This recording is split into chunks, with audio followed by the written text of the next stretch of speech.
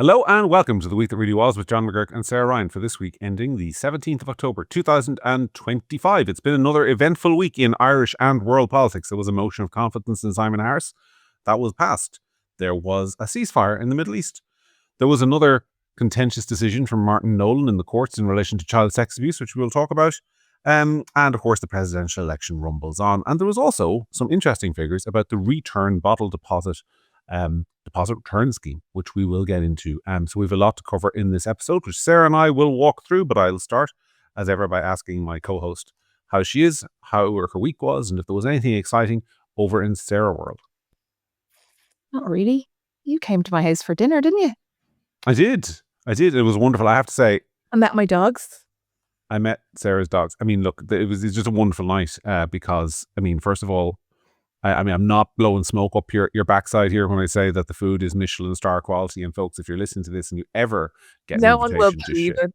No one will believe it. But like, I'm happy to spend 5 minutes on this podcast going through the goat's cheese tartlet we had for a starter, and the beef cheek, and the homemade tiramisu, which was superb. Look, if just put it this way, if you ever are in a position, the small few of you who may ever be in a position to get an invitation to eat dinner, Shay Ryan, then take it.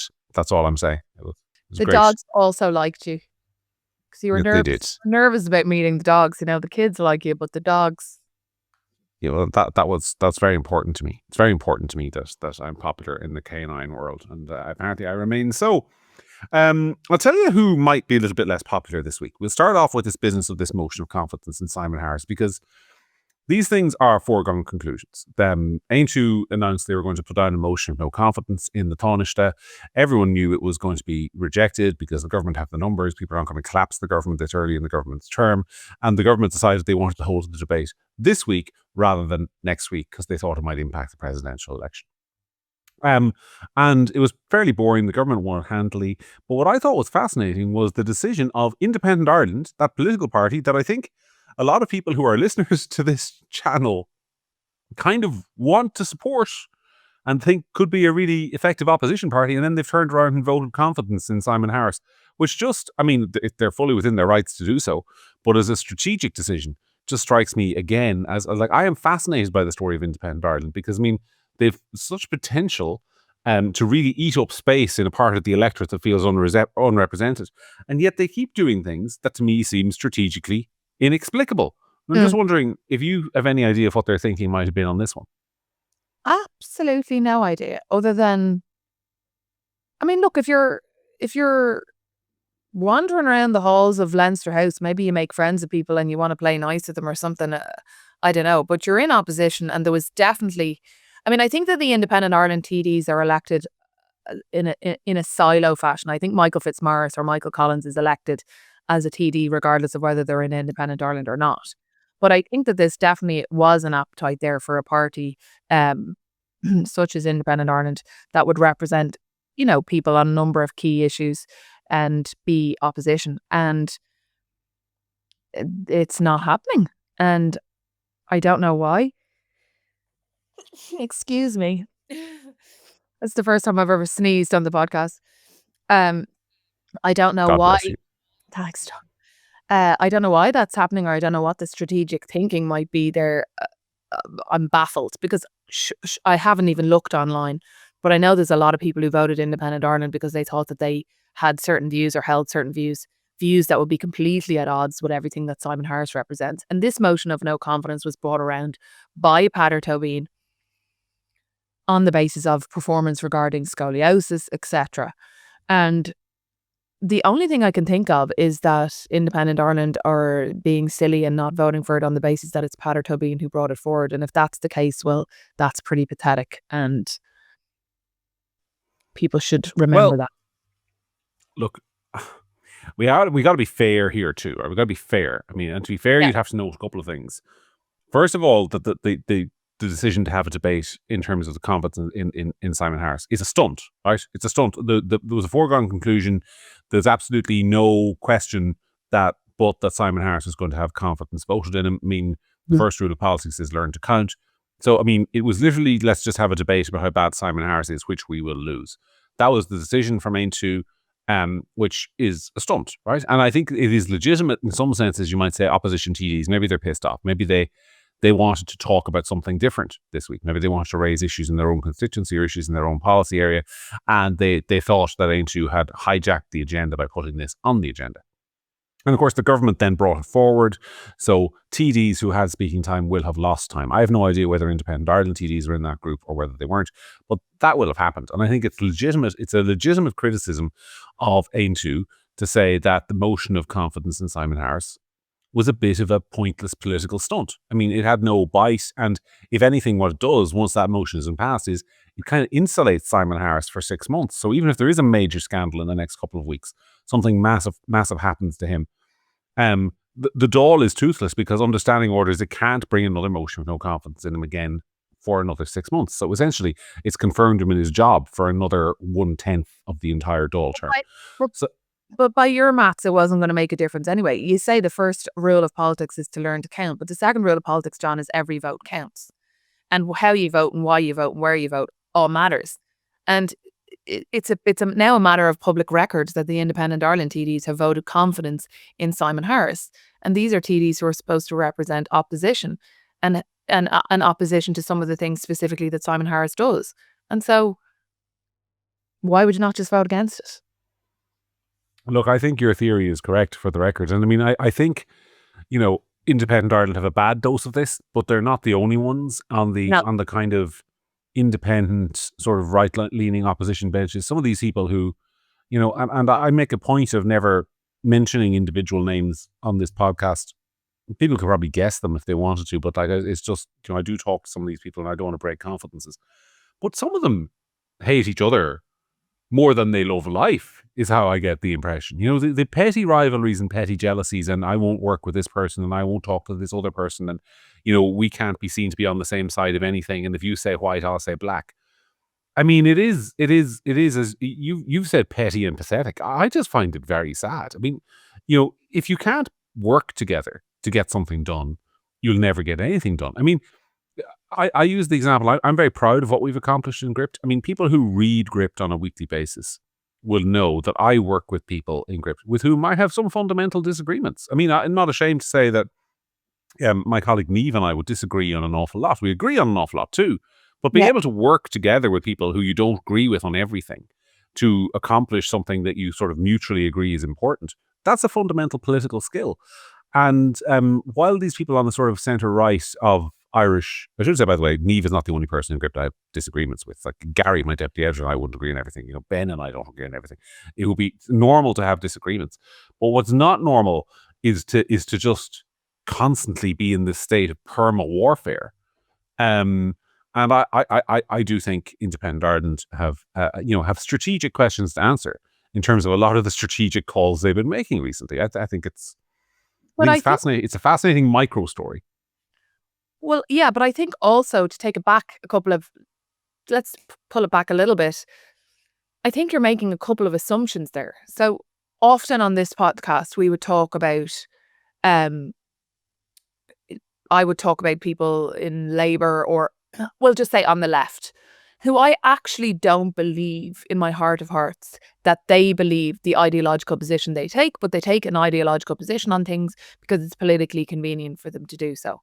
So why would we assume that people who are on the right, will say, aren't as equally disingenuous about their ideological position because it was politically convenient for them to do so at the time? Like, why are we assuming that everybody on the right actually believes what they say they believe? A lot of the last election, there was definitely a feeling that people were annoyed with the government. People didn't know what way it was going to go. Sinn Féin were kind of collapsing or whatever. And there was definitely a mood around for change or whatever. So why are we assuming that everybody who ran in that general election on the anti-government centre-right side is genuine, but people who are on the left when it was convenient aren't genuine? Surely some of them are as disingenuous as each other. Yeah, I mean, I think that is true. And the other thing is these people are all, with the exception, probably the only person to whom this doesn't apply is Paul Lawless, the newly elected Aintu TD, and Ken O'Flynn, the newly elected Independent Ireland TD, on either side of this, because the rest of them are all kind of independent or elected for other people first, right? So your Matty McGraths, your Carol Nolans, your Michael Collins, all these people, they were first elected as independent TDs. And being an independent TD, you've got to be selfish. You've got to be selfish. You've got to basically say, my constituency is all that matters. All I'm going to do is look after my own backyard. I'm not going to worry too much about national politics. I'm just going to focus on the medical cards and the potholes. And Martin Collins does some great stuff. Like he runs a cataract bus to Dublin from Cork, to Belfast from Cork, where he actually ships people up to get operations that they can't get in the Irish Health Service. Yeah. But it's very constituency focused. And therefore, I think a lot of these people, with the greatest respect to them, don't see a national strategic picture and aren't really focused. This is the charge I would lay at in particular, Independent Ireland. I'm not sure they're particularly focused on actually building a national political party.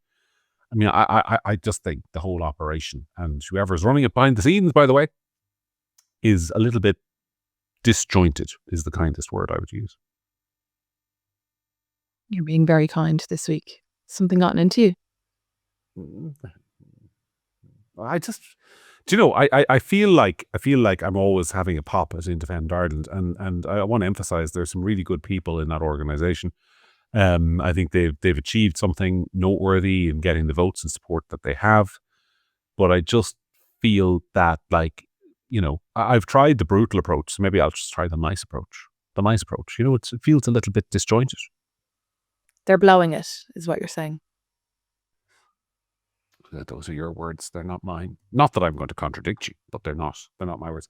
Look, I think we've done enough on that. That's 10, 11 minutes of talking about Independent Ireland, and let's try and not talk about them again for a little while.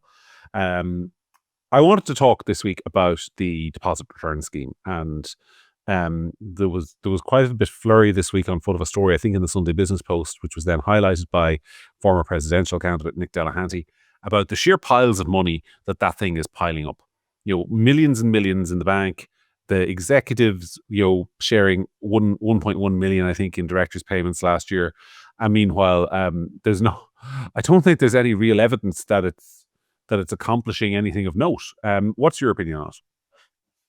Well, I'm going to show my hand straight away and say that I have never put a bottle into the deposit return scheme in my life. From the minute it started, I was like, I'm not even going to pretend to try to add that to my list of jobs. I have 3 children. The laundry is unimaginable. The food shop, the dogs, the list of household jobs, it never ends. And I work and my husband works. So I was never, ever, ever, for the sake of, €11.23, going to bring those bottles to that machine. I think it was a waste of time. I always thought it was a waste of time. The minute I heard that the money didn't go back to something actually useful, I thought it was a scam. And I feel kind of vindicated. 50 million, is it, that they have in the bank at the moment? Over 1 million in salaries. So forgive my skepticism, John, but it turns out I'm not really quite convinced that it was the climate change, Greta-loving campaign that it was played out to be at the beginning. I actually think it turned out to be a bit of a cash cow for a small few, and I'm not wasting my time or my family's time or my weekend time on playing along with that garbage. Pardon the pun. Yeah. I mean, I'm going to quote my colleague Laura Perrins, who has a knack for phrasing things here, because she wrote something on her own Substack this week, which I think I'll probably have republished by the time this podcast goes out, on Gript, because I just thought it was really good. And she said, this scheme, and this is a direct quote, she says, "This scheme, I am quite convinced, was set up to humiliate the Irish voter." And I just think that's correct. I think it is literally the greatest example of how much can you take.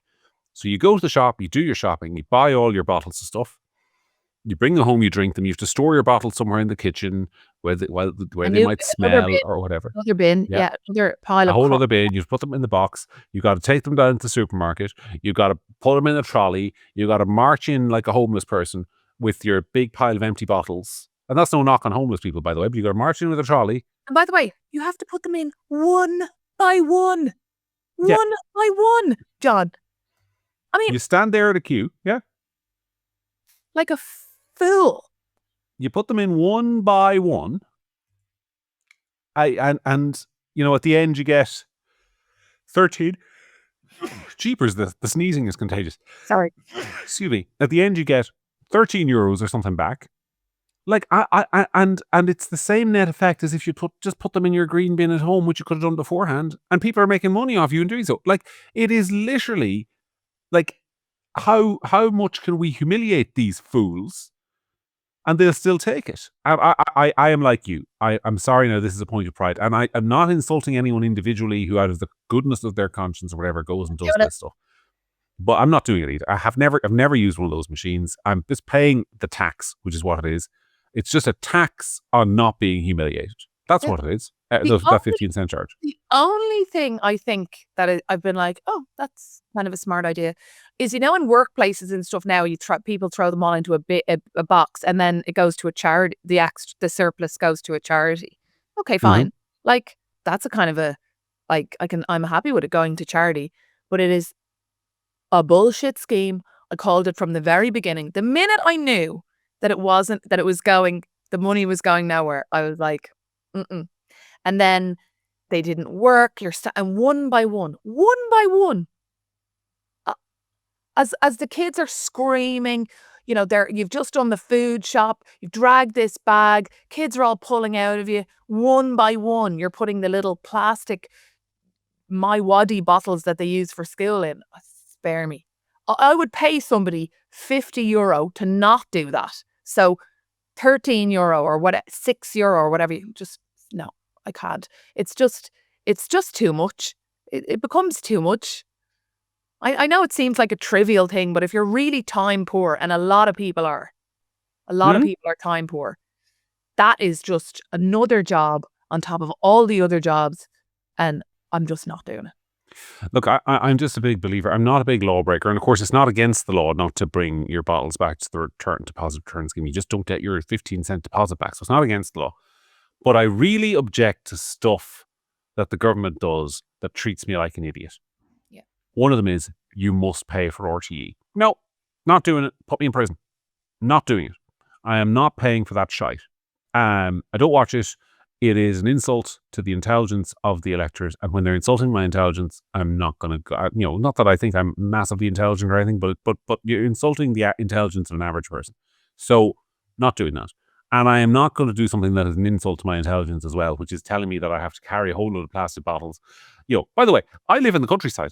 So if I make a trip with my plastic bottles, I mean, I'm probably putting more pollution into the environment by doing another journey and diesel emissions anyway, to bring them in and stand there in a queue like a fool, putting them in one by one, while people presumably look at me and kind of go, jeepers, those lads drink a lot of Vit-Hits, or whatever it is, you know? I do drink a lot of Vit-Hits, by the way. I don't, like, that would be a lot. That would be a lot of my bottles. So do I. I'm just not doing it. Like, I'm sorry, you know, when your government treats you like a fool, I think there's an obligation on you to stand up and go, And I think a lot of Irish people take being treated like fools. But it's the thing you're expected to do that takes you for a fool. But it's also the way it was presented to us has taken us for fools as well. Because when you look at the breakdown of this company, over $1 million in salaries, 50 million in the bank, this was presented to us as a genius green initiative that was going to save the planet, not a profit organization that was going to make some people a lot of money. Yeah. And I'm just not. I'm opting out of that. Look, it's just, I don't know that there's much to it. If you're retired and you go down every couple of days and you wander around the supermarket, you've got loads of time, you know, fill your boot with plastic bottles and put them in one by one over the course of an hour. But I'm not doing that. The other thing is, though, you know, the problem is that the precedent has been set with this scheme, right? So the precedent has been set as 15 cent. And then people like John McGurk and Sarah Ryan, they're not complying. They're not bringing their bottles back. So you know what, like, they'll end up doing? They'll end up, like, upping the 15 cent to €2.50 or something. Like, that's what they'll do. I mean, green bin. I put them in the green bin. Like, why is that not enough? What is the point of the green bin? Because these things are not about recycling. They're about control. They are about control. I mean, this is I might sound like a conspiracy theorist saying this, but it is the left-wing instinct is control. It's always been control. It always will be control. So it is about you do things the way we tell you to do them, and here's the carrot and here's the stick.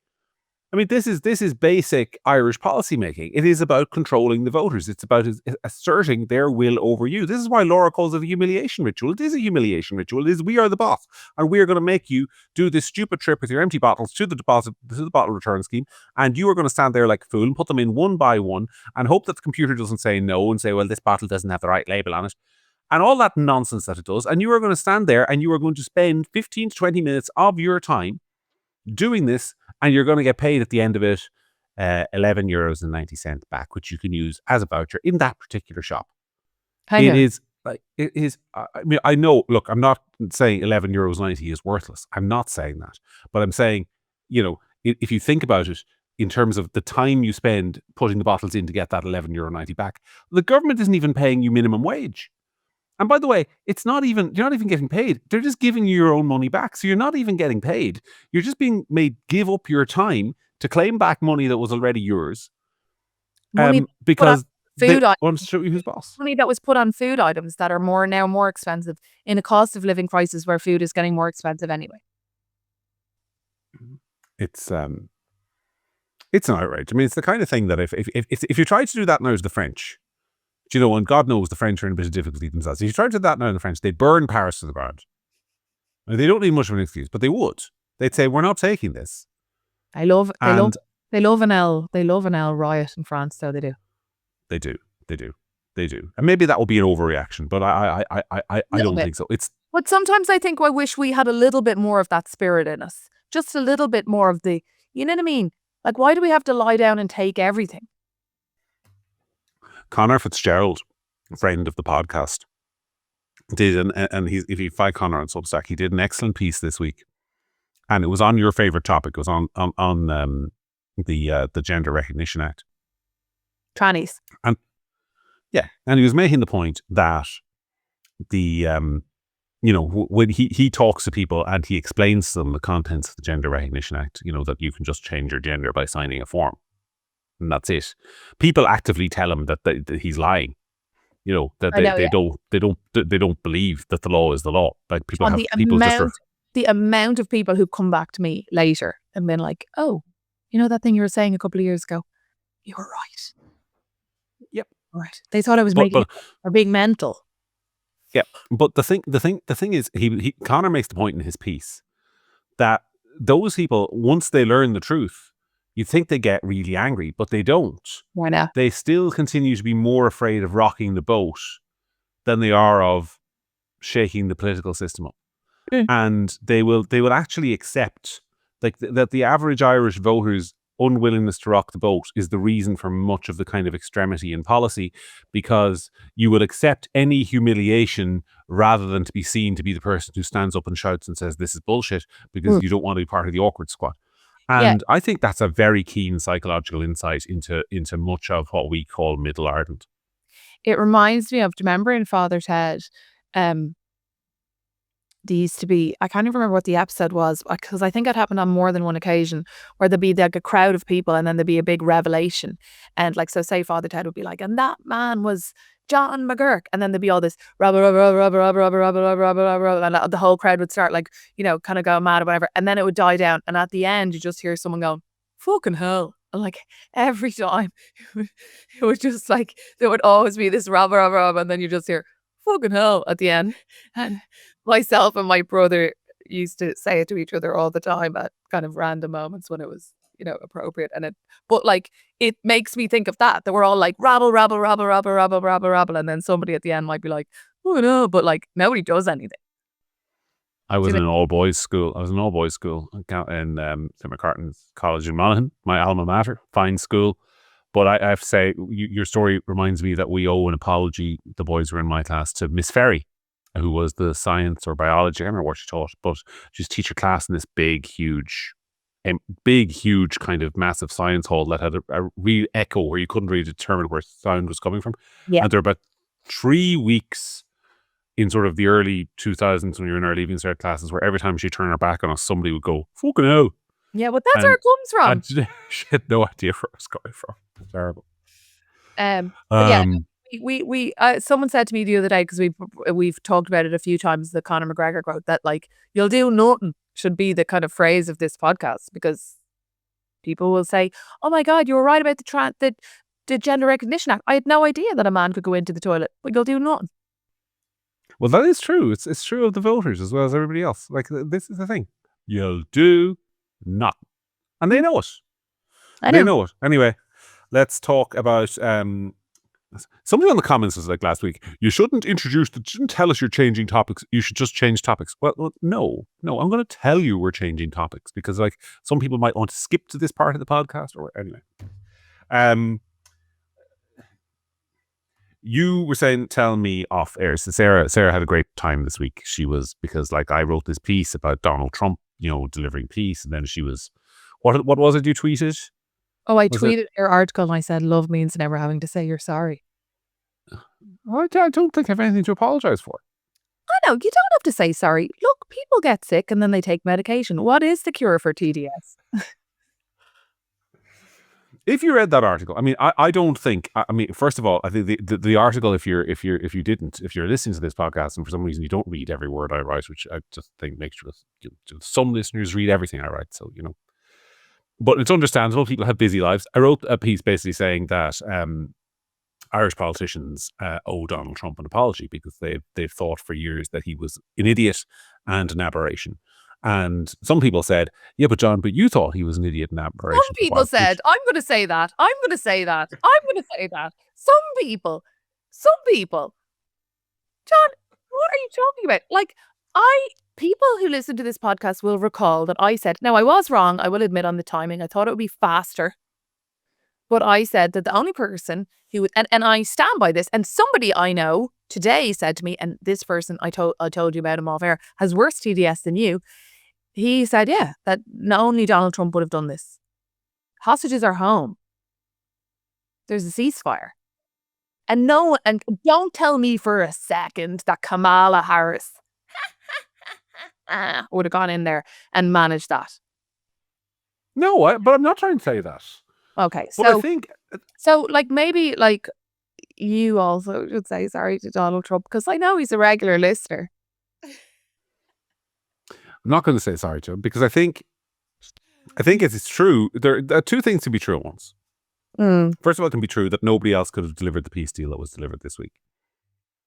But second of all, it's true that one of the reasons he was able to deliver the peace deal this week is because, he's able to do deals with Arab regimes that have previously been unwilling to do deals with liberal Western democratic, and I'm not talking about the Democratic Party, I'm talking about the system of government, presidents. Because the likes of Obama and George W. Bush, presidents of both parties, would have been like, we don't like your human rights record. We think your way of life, the way you treat women is inferior. We think, you shouldn't be locking up journalists and dissidents. And Donald Trump is unburdened by any of that. These guys, the Saudi Arabians and the Qataris and the Jordanians and all the rest of it, they look at Donald Trump and they're like, well, we are strong men and we recognize another strong man. I mean, like you yourself, President Trump, are not that keen on dissidents in your regime. And I don't know whether that is a good thing for the United States. That's a separate conversation. It's a pretty good thing, though, for Middle Eastern peace, because what he's done, and I think he is the only person in the world who could have done it. And yes, I apologize for having doubted him. Although, to be fair, if you're nuanced about what I've written about him over the years and you go back and read, I've always praised him on his dealings with the Middle East, where I think he has been very effective. The Abraham Accords, for example, in his first term. But he's done something that nobody else was able to do. He's done it by, first of all, being really tough with Hamas. I think when he said at the beginning of last week, if you don't accept this deal, I'll let the Israelis do whatever they want. I mean, coming from him, that was credible. Coming from another president, it might not have been. I think it might have moved some minds. And secondly, when he says to the Israelis, you guys are going to stop this war now, or, I'm not going to be your friend anymore, they also believed it. And I think, there's a degree of strength in that made him able to accomplish something that other presidents couldn't have done. Okay, happy enough. Have I humiliated myself enough for you now? Yeah, and also, every time we talk about this, we get comments about how, from we don't care about this and you don't care about that, and why you're not saying this and why you're not saying that. At the end of the day, like, the absolute 100% objective, as far as I was ever concerned, was to stop people dying. And for now, that seems to be achieved. So that deserves praise. No matter how much you hate Donald Trump. I never did. I still might have that hat around here. I'm surprised I forgot to wear it today. This whole business, by the way, I don't buy it. The objective was to end the war. I'm not talking about you or Donald Trump, both of whom I think were sincere in this conviction. But I mean, I'll tell you, the ceasefire now crowd been going on, banging on for months and months and months. I mean, first of all, they seemed very unhappy with the ceasefire. Secondly, when the ceasefire was over, Hamas, which is the only army in the world I've ever known to put its uniforms on when the war is over, came out and started shooting people in the middle of the street in Gaza, like executing them in broad daylight. And I didn't see too much, by the way, of protests for those Palestinian lives. I know. I didn't also. I saw very little commentary about the fact that 20 hostages came home and none of them were women. Well, I think, in fairness, a lot of the women had been released earlier on in the process, but yeah, it's still notable. It's still notable as the one, that a lot of the women are also dead. That is true, including Sherry Bibas and her 2 young children who were cold-bloodedly murdered, and then the wrong bodies were taken back. But also lots and lots and lots of Palestinian children and women and men, and I mean, just the death across the board is just horrific. And so anybody who has any humanity should be at least cautiously optimistic about these events this week. Well, one hopes so. But I mean, like, this ceasefire will not hold if it's not enacted. I mean, the terms of the agreement also call for the disarmament of Hamas, their removal, and the introduction of an international transnational force represented by Turkey, Egypt, Qatar, and the United States to provide security in Gaza. Did you see the Taoiseach and Taoiseach announcing this week that Ireland would consider, if they were requested, to send peacekeepers to the Gaza Strip to maintain the peace? Which just strikes me again, Sarah, as just this pathological need to insert Ireland into this conflict at every step of the way. It's bananas. I'm not sure Irish soldiers are equipped for that kind of environment myself, but anyway, yeah, well done, Donald Trump, I think. It's a fair thing to say. I say that more often than I'm given credit for, by the way. I know, I'm teasing, but also I think the comments, it's people who comment about your TDS, so they'll have to graciously accept your gracious acknowledgement of Trump's success this week. Yeah, I still think, by the way, his tariffs policy may come back and bite him in the ass. And I think there's an opposite of TDS, which is sort of like TAS. Trump adoration. Trump adoration syndrome, whereby you believe the man can do no wrong. And if you start believing that about any politician, you're in trouble. Yeah, you're in trouble. And I'm not saying most of his fans have that. I mean, most of them are logical, reasonable people, but you do find the odd one. There's a guy on Twitter, his name is Padge. I think he suffers a little bit from Trump adoration syndrome, but he's a regular correspondent. And if you're listening, Padge, hello. But yeah, I do think you suffer a little bit from that. Anyway, look. I wanted to move on and ask you your opinion as a lawyer on a topic, because one of our most read stories this week, Sarah, on Gript, was about the case of a Lithuanian man who was convicted in front of Judge Martin Nolan of possession of, I think, 34 counts of the most extreme child abuse material. So it was in category A or whatever, which I don't know whether I should say this on the podcast, but I'm going to chance it. And if you advise me afterwards we should delete it, I will. But category A, I believe. Don't. Because just. Okay. The most extreme form of child sex. I know what it means. Imagery. People can look it up if they really want to, but somebody might have a kid in the car. Just don't. Okay. Understood. Fair. Anyway, so this guy had 34 such videos, one of which was over an hour long. He went in before Judge Martin Nolan, and Judge Nolan turned to the DPP and asked if, the counsel representing DPP, asked if DPP versus Loving, which is a case, which we'll come to in a second, was still the case. The DPP barrister said, yes, it is, Judge, and promptly sentenced the Lithuanian to a suspended 1-year sentence, which caused absolute outrage and, of course, created the usual backlash that we get in a lot of Gript articles about Martin Nolan, of saying, this is a disgrace. He's the worst judge in Ireland to be impeached and all the rest of it. Now, I'm not sure his record is spotless, but I don't think that criticism is necessarily fair. So I wanted to ask you to explain to the audience, as a barrister, what is DPP versus Loving? Okay, so Martin Nolan is citing a case called DPP versus Loving, which is a case that went to Supreme Court, and the Supreme Court made a decision, and it was a case about somebody who was in possession of child porn. And what the Supreme Court decision says, and what Martin Nolan is bound by in his sentencing, is that you cannot get a custodial sentence for possession of child pornography. You just can't. If it's your first offence and you're not distributing the child pornography. If it's your second offence, you can. If you're distributing it, and distributing it means anything from texting one photo to a mate on WhatsApp, if that's the kind of mates you have. So it doesn't mean you have to be a big, and obviously production of child pornography is, a different thing. But all of those situations you can go to jail. But if it is your first offence, sorry, I also failed to mention, you plead guilty. It's your first offence and you're not distributing it. The Supreme Court has decided that you do not get a suspended sentence. And Martin Nolan cannot ignore that. Just is. So people want a law change about possession of child pornography. The person to contact is your TD.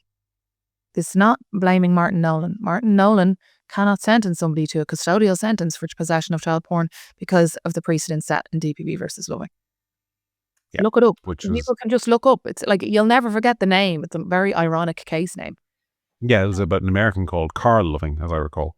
So look it up. Who had been sentenced to prison. Read the sentence, read everything. And if you want Court of Appeals to be clogged up with people who just stand up and say DPP versus Loving, well, that's great, waste of time and money. But it's not Martin Nolan's fault that you can't give a custodial sentence to somebody for having child porn. Yep. And I mean, you have seen prosecutors in other jurisdictions try and get around that. So, for example, Hugh Edwards, who was the BBC newsreader, people remember the disgraced BBC newsreader, that he was charged with distribution of child pornography, essentially because he texted it back, as I recall, to the guy who'd sent it to him, with a comment. So they will get, if they can get you on distribution, they will. But this is the thing. Like, do people think there's a whole Garda? In fairness, there's a whole Garda section dedicated to this kind of stuff. Do you think that those Gardaí don't want to send people to prison who are interested in looking at children being sexually abused? Of course they do. But if they're not distributing it and there's not the evidence there, that's the law. Yeah, well, it's not. You're the lawyer. I'm not going to mansplain the law to you, but it's the precedent. Sorry, it's the precedent. It's not actually the law. Right. It's how the Supreme Court interpreted the law, and as such, it is perfectly within the abilities of the Oireachtas to correct that interpretation and to say the Supreme Court was wrong. This is not what we intended with this legislation, and we will clarify the legislation to get around that precedent. That is something. And you know what I cannot understand? 100%. I mean, I can't. And it's such a winner politically. It's such a winner. Who's going to be at home going, "Why are you wasting time on this?" No one. It is I'd say it's a 97-3 issue. Like we're 97% of the public, maybe 99 to 1. More pedophiles than you think, but yeah. Well, even they will say they wanted to avoid detection, right? So they'll say I'm in favor of it. It will be universally popular. It will be relatively quick, easy piece of legislation to pass. It will pass probably with 170 whatever votes there are in the Dáil. And in the Shannon, wouldn't be unconstitutional. Government could do it in the morning. Jim O'Callaghan could say, "This is a disgrace, I'm going to take action." So, why won't they do it? And from now on, if the police show up at your house, take your hard drive, check your hard drive, and find videos and photos of babies and kids and whatever, you're going to jail for X amount. And that's it. Yep. So much time and energy wasted on blaming Martin Nolan all the time. Misplaced. I'm trying to think what the arguments against it are. And I suppose one is that at the moment, because there's an incentive to plead guilty, right? If you do plead guilty to this stuff, you get the suspended sentence. Maybe they think if they put in a mandatory minimum sentence, more people will plead not guilty because they've nothing to lose anyway. But I don't know that that's true. I don't know that that's true. But sure, you could say that about anything. You know what I mean? Like, increase the sentence on anything, you might as like people. I mean, if you plead guilty to murder, you don't get any difference. You know, you don't get any time off. Life is life. You might as well have a go at a trial. Do you know what I mean? Like, you could say that about anything. But the fact of the matter is, I think that like society want the state to be seen to punish people severely for downloading or having in their possession images of children being sexually abused, and they're not getting that, and that's why they're so angry. So whether or not it would incentivize them to go to trial or not is kind of besides the point. I think like there's two issues here, and I think largely the issue is actually not a legal one at all. It's a political one. It's about society. It's about what we want. You know, we talk a lot on this podcast, like what do we want to value in our society? What do we want to stand for? What do we want to be important? We want looking after old people to be important. We want looking after children to be important. And people who look at images of children being sexually abused goes to the core of what we don't want to be. And so like fine, DBB and loving and on all that's, you know, that's all legal stuff, fine. But really, I think it's a political issue because it's about identity and who we want to be. And people just don't like the idea that somebody walks in there and says, yeah, I had those photos, and they walk home and go to bed that night and no consequence. Now, they do get named in the paper often, and, you know, there is societal impact, but people want to see, I think people want to see people like that go to jail. And I think they should, personally. I think societal impact fades.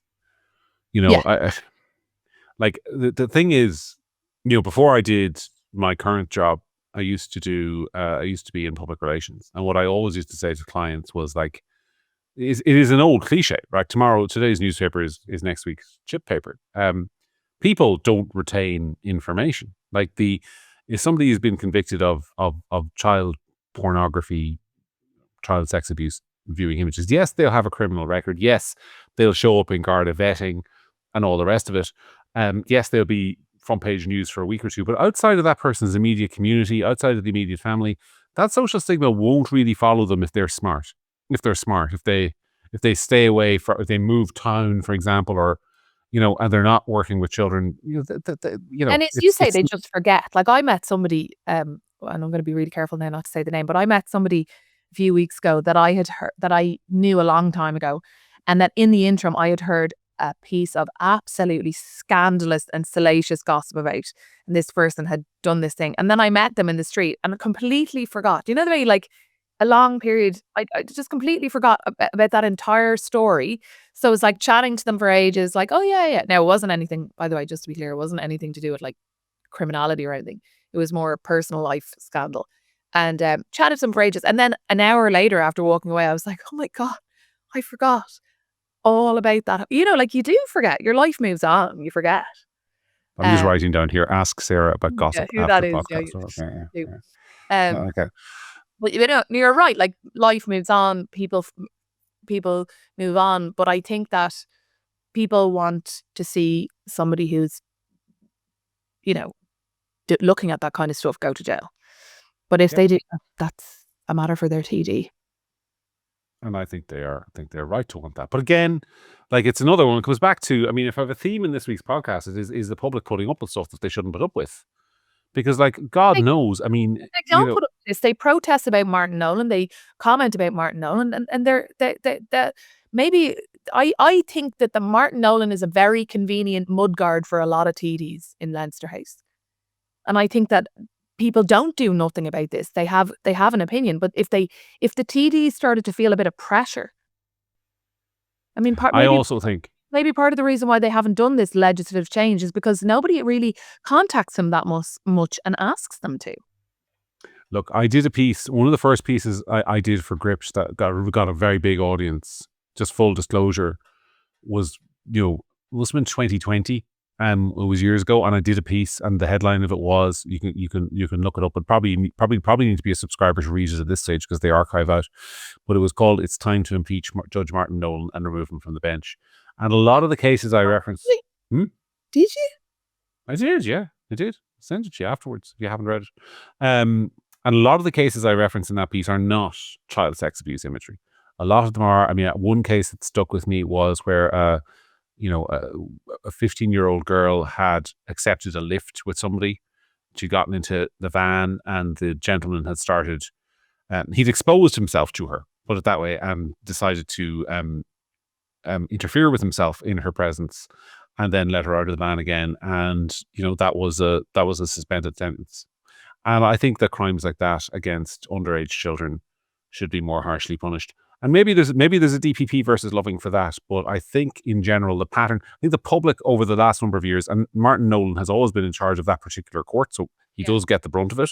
Yeah. I'm trying to be fair here, but I think the public have had enough of weak sentencing on crimes that outrage them. But then contact your TD. I agree. Speaking of TDs, will we turn a little bit to because we have to talk about, so we've only one more week, and then a week maybe where we analyse the results of this bloody presidential election.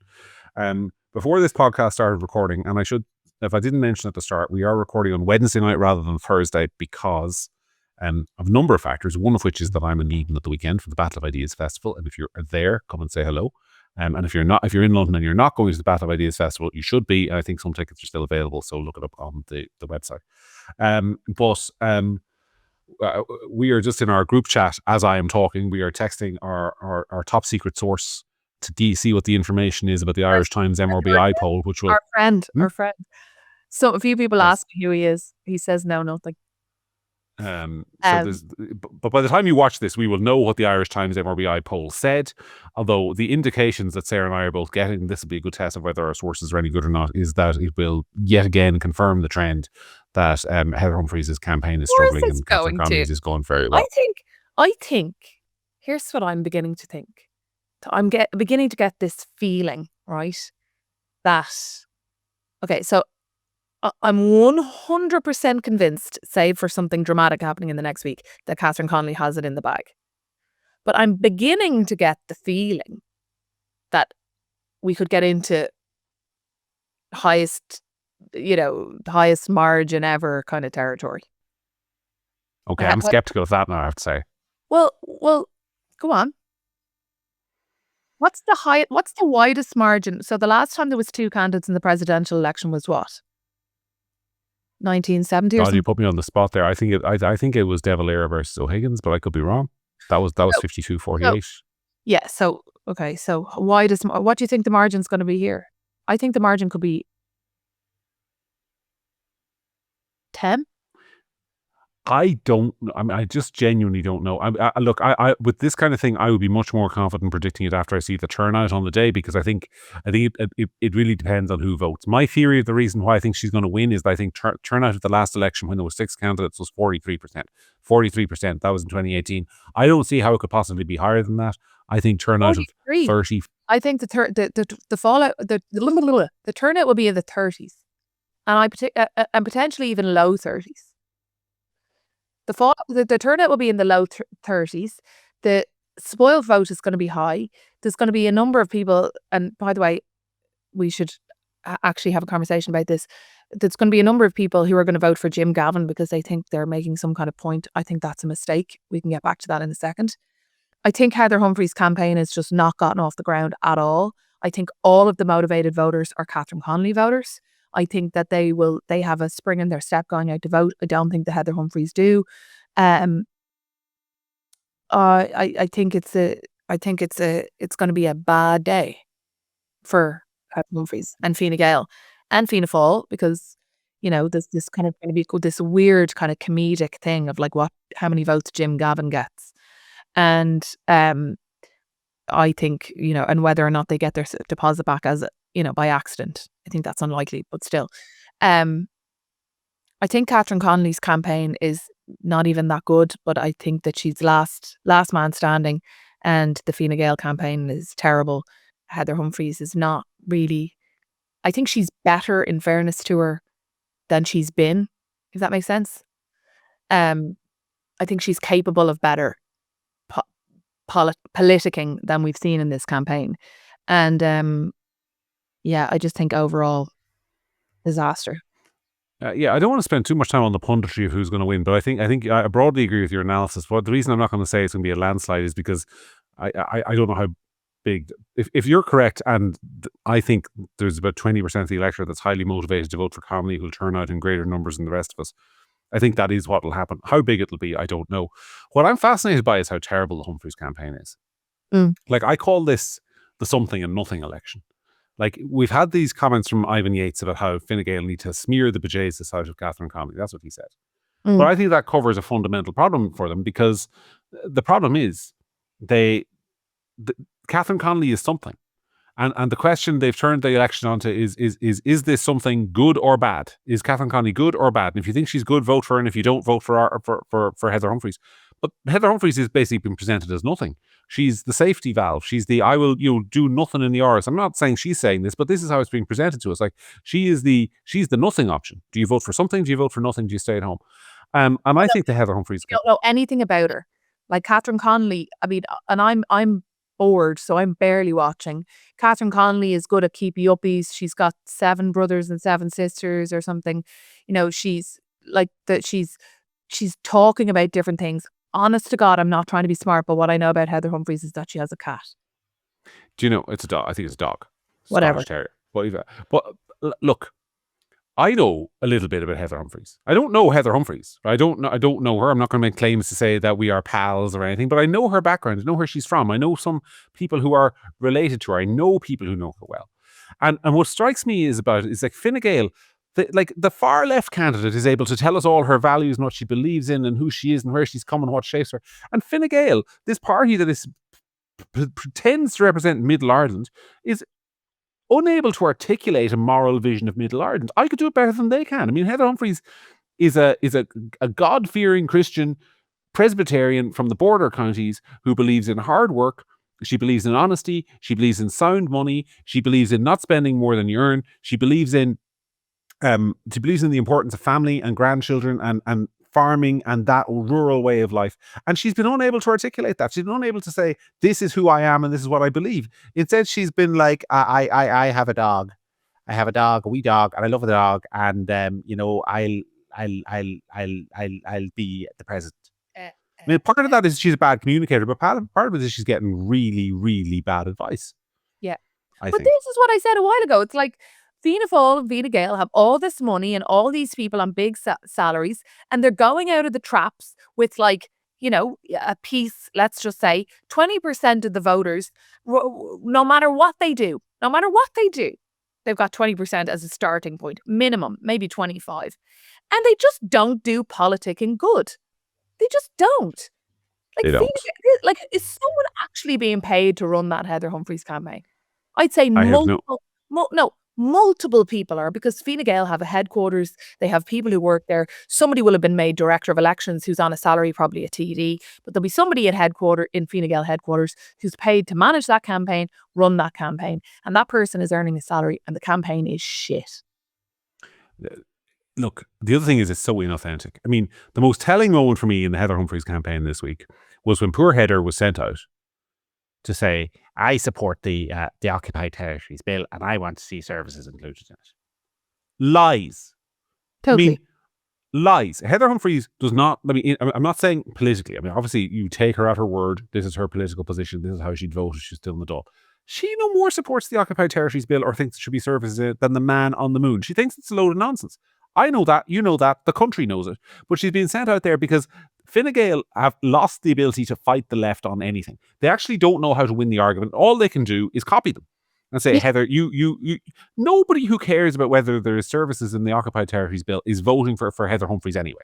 Those people are all voting for Catherine Connolly. Why are you chasing their votes when there are a load of people who aren't going to vote for you, who are going to spoil their votes, and you could you actually show some leadership or some alternative vision? I mean, it has been hopeless in my view. Anyway. But the thing is that the campaign is always on the back foot. The campaign is always answering, coming out exactly like you're saying, coming out and finding. Like, if you're getting beaten by some blue-haired girl with stripy tights who's managing a campaign in a smoky room with a pool table in it somewhere in a basement, you're shit at politics. And that's what's happening here. Yeah. Look, you and I both know there are people in Fianna Fáil and Fine Gael who think that they are shit hot running political parties. And all they've done for the last 20 odd years is lose votes in election after election after election. And look, we'll leave that. You talk about your Jim Gavin point. What was your Jim Gavin point? We'll finish off on that. So you and I were talking about this before. There are people who are saying that they're going to vote for Jim Gavin because they think that it's somehow making some kind of point. I fundamentally disagree. You will contribute to Fianna Fáil getting their deposit back, and I don't think that the absolute cluster F that Micheál Martin has made of this campaign should be rewarded with a refund of any money. So I think that if you feel disenfranchised from the election and you feel angry, the thing to do is to spoil your vote and not to vote for Jim Gavin, because it's kind of a waste of time. And I don't would you if that's your mentality, you don't actually want somebody to consider it a real vote. Although, go on. Sorry, you're going to strangle me for this after the podcast. You are, because I can't ever help resist complicating things. I mean, what Sarah's referring to is that if Jim Gavin gets 12.5% of the votes, Fianna Fáil is entitled to a refund of money it spent on this campaign up to a limit of 250 grand, which they will definitely get. They definitely spent 250 grand. Yeah. So if he gets 12.5%, Fianna Fáil will get 250 grand, and if he gets 12.49%, they won't. It's a hard limit. And I think Sarah's saying if you vote for Jim Gavin as a protest, all you're doing is making it more likely Fianna Fáil will get their 250 grand back, which is true. But isn't it also true, Sarah, that if you spoil your vote, you're kind of doing the same thing? Because if you go to the, because spoiled votes are not counted in the total valid poll. So the total valid poll is but when you turn on the TV, John, and RTE are doing is a kind of an infographic of, in my prediction, Catherine Connolly gets 39% and Heather gets 29%. Spoiled votes will be there. Spoiled votes are counted. Yeah, but not as part of the valid poll. So what they always do is the total poll was 1 million. Spoiled votes were 200,000, which would be an earthquake. That's 20%. So the total valid poll was 800,000. So those 200,000 votes, they're actually not counted in the percentages. So if you spoil your vote, that actually reduces the number of votes that Jim Gavin voters have to cast to get Fianna Fáil to 12.5%. Whereas if you use that vote to vote for Connolly or Humphreys, and not, by the way, I'm spoiling my vote. I'm just saying. It's not as straightforward. You just said yourself, if there was 200,000 spoiled votes, it'd be 20%. That would be an earthquake. And I think a lot of the people who want to spoil their vote want an earthquake. They want a message. They want Micheál Martin to be stopped outside the count and somebody to put a microphone up to his mouth and say, this was the highest number of spoiled votes ever in the history of the state. Do you think there's a message being sent to this government that people aren't happy with the way you've run this campaign? And let's hear him answer it. Yeah, I'm regretting. I don't want someone be putting a microphone up to Micheál Martin and saying, Jim Gavin got 9%. Do you think that that's an endorsement of your leadership? And not that it would be, but you know what I mean? Like, I you're talking about, I'm not talking about people who care. Like, I don't really care anymore. I think the outcome of this election is already decided. I want to spoil my vote because I want to send a message. And I don't think that voting for Jim Gavin sends the same message. And I'm just explaining it to people who think, because I've spoken to a few people this week who think they're sending a message with it and have now decided to spoil their vote instead because they kind of were talked around by me. Well, I don't advocate for people to vote one way or the other, but I do regret having said a few minutes ago, use that example of 20% of spoiled votes being spoiled, because somebody somewhere will clip that and say McGurk said 20% of votes are going to be spoiled. I don't think it'll be anything like that. I think I've seen some people on the internet over the last few weeks. Like, I saw one guy, I mean, God help me, I think it was very serious. It was like, they'll get some surprise when 80% of votes are spoiled. That is not going to happen. Like, that is just not how politics works. I mean, at the last election. But I think that if the average election has about 1% spoiled votes, I think if there's 5% spoiled votes, that's a very notable, that's a conversation. Yeah. I would agree. I think 5% is a reasonable target. There's a campaign at the moment, spoilyourvote.ie, I think it is. And people can look it up. And there's a campaign that's encouraging people to spoil their votes to send a message. So I wouldn't want people who want to send a message to waste their vote by voting for Jim Gavin instead of spoiling their vote and joining that campaign. That's all I'm saying. Yes. Of course, you can still vote for Jim Gavin if you think he should be the president, because he remained the valid candidate in the election. That's your point to make. If you really do think he should be the president, you can do that. But yeah, you shouldn't. Sarah is correct that it would not be recorded in any way, shape or form as a spoiled vote. It will be recorded as a vote for Jim Gavin and will go towards getting Fianna Fáil the 250 grand that I suspect they secretly still want, which is why I think his posters are still up in a lot of places. Posters are everywhere. All right. Okay. Well, it's been an entertaining 59 odd minutes. Do you want to tell us a story to take us up to the hour? No, I don't actually. Just sing us a song? No, I'm not really much of a singer, as you know, John. All right, look. It has been a pleasure, as ever, talking to Sarah. If you are in London this weekend for the Battle of Ideas and you see me, I know we have a lot of listeners over in the UK in the expat community. And if you're around, give me a shout. I'd be happy to see you. Otherwise, Sarah and I will see you back here next week, same time, same place, for another edition of The Week That Really Was. It's been a blast, as ever. See you soon.